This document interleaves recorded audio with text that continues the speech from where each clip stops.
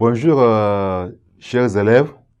La leçon d'aujourd'hui porte sur la simplification d'une fonction rationnelle. La leçon précédente, nous avons vu les fonctions, n'est-ce pas, les fonctions rationnelles. On a vu également la condition d'existence qui est appelée autrement, n'est-ce pas, le domaine de définition. Aujourd'hui, comme je disais, nous allons simplifier une fonction rationnelle dans des cas, n'est-ce pas, dans des cas simples. Nous avons la méthode, n'est-ce pas, on va appliquer, n'est-ce pas, cette méthode, c'est-à-dire, lorsqu'on nous donne une fonction rationnelle, n'est-ce pas, nous avons une fonction, on va écrire soit, n'est-ce pas, h de x qui est égal à f de x sur g de x, n'est-ce pas, lorsqu'on nous donne cette fonction rationnelle, n'est-ce pas, h de x qui est égal à f de x sur g de x, comment simplifier, n'est-ce pas, cette fonction? Comment, n'est-ce pas, simplifier l'écriture? La première chose consiste, n'est-ce pas, à déterminer les domaines de définition, la condition d'existence. Nous avons ici, première chose, la condition d'existence.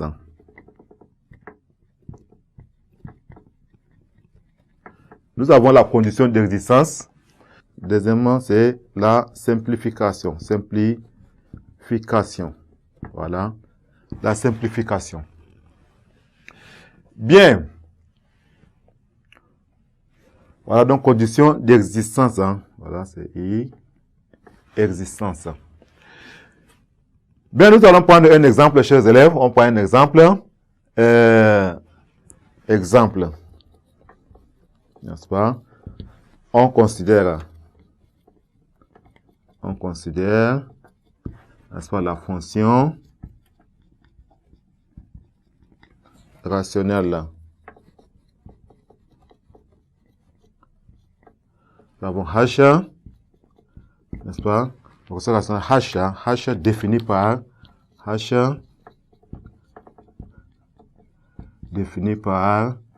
h de x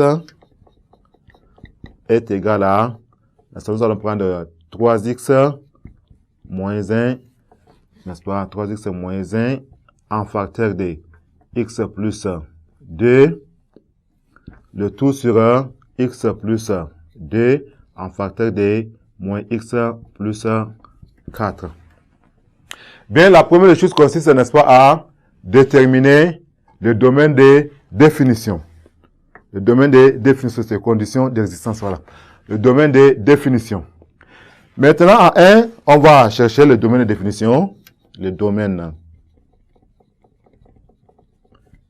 de définition. Voilà. Maintenant, qu'est-ce qu'on va écrire?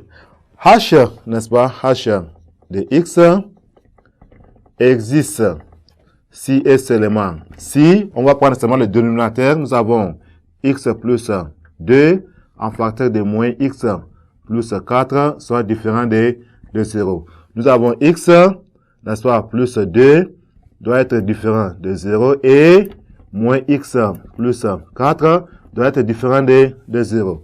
On a x, n'est-ce pas, différent de moins 2 et x différent de 4. Bien, on a donc ici notre domaine de D de h est égal à R privé de, nous avons moins 2, n'est-ce pas, et 4. Voilà donc, voilà le domaine de définition, n'est-ce pas, de cette fonction rationnelle. Maintenant, on va simplifier. Deuxième point, c'est la simplification. Simplifions h de x. On a ici h de x qui est égal, ça fait 3x moins 1, en facteur de x plus 2, le tout sur, nous avons x plus 2, en facteur de moins x plus 4. Là, on simplifie le facteur commun des numérateurs et des dénominateurs. On a x plus 2 et x plus 2. C'est égal ici à 3x